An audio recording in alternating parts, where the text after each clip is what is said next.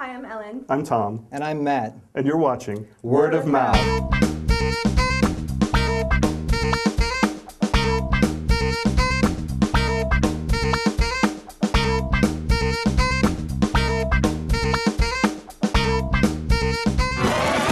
Sorry I'm late. Who's he? That's Wade Walker. Some call him Crybaby.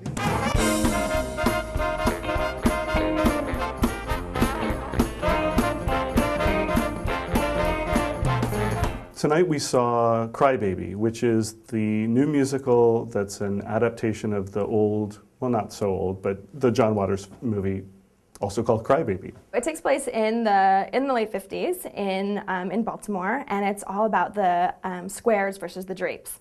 And I always wanted to be a drape.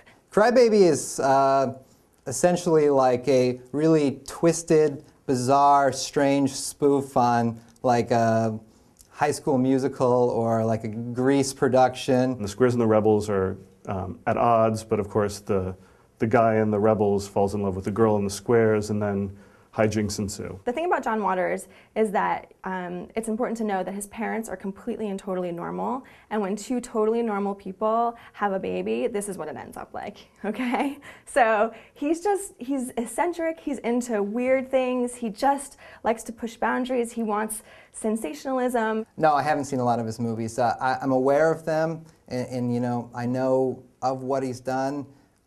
But it's typically not my taste. It's a little bit too eccentric, or I don't know, just not my flavor.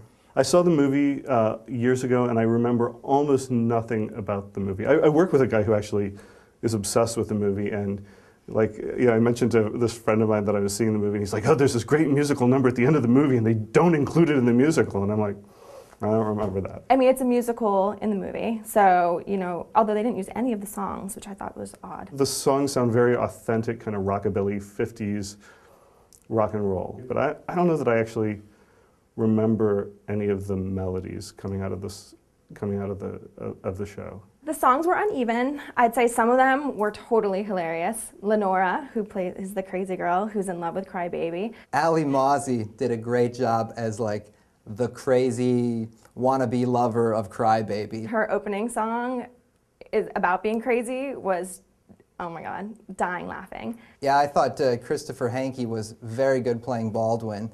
He was like the blonde, sweatered guy who, you know, wanted everything to be perfect, and I'm so funny, and, you know, he pulled through and delivered the perfect square. I would say the chorus is probably the best chorus I've ever seen on Broadway. They are, I mean, they dance, they do it all.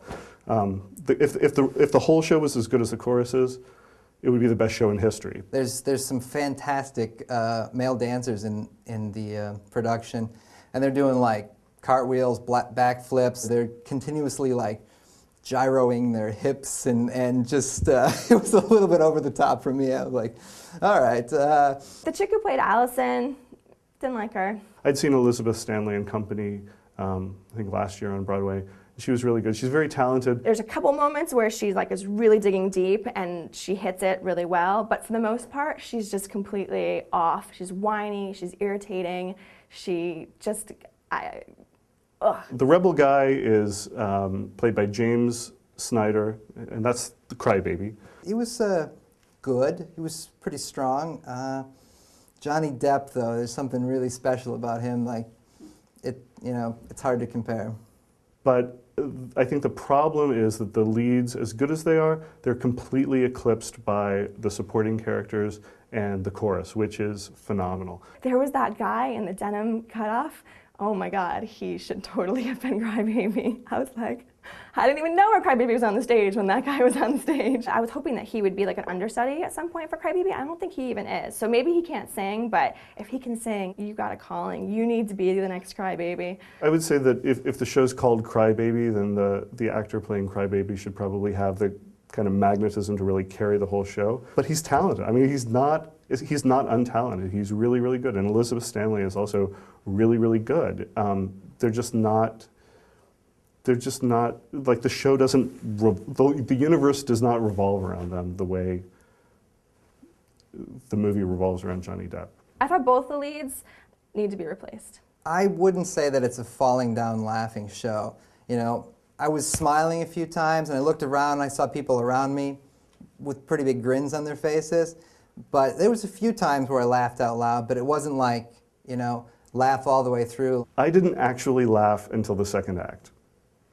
But is it funny? The people in front of me who were talking through a lot of the first act seemed to have a really good time.